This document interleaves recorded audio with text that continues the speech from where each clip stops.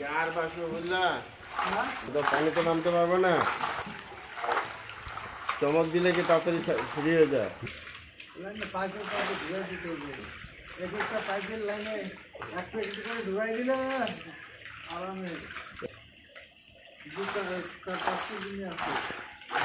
ওই চায়না পুঁটিগুলো বাচ্চাগুলো উঠায় নেও না, ঠিক আছে? হলো তো বিষ্ণু, হলো তো, এখন ফালজা মাছ রোজ চলে যাবে।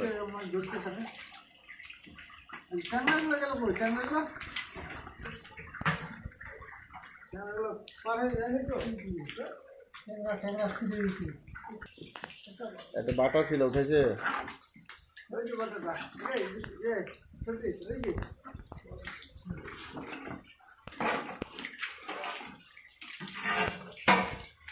বালতি রেখেছে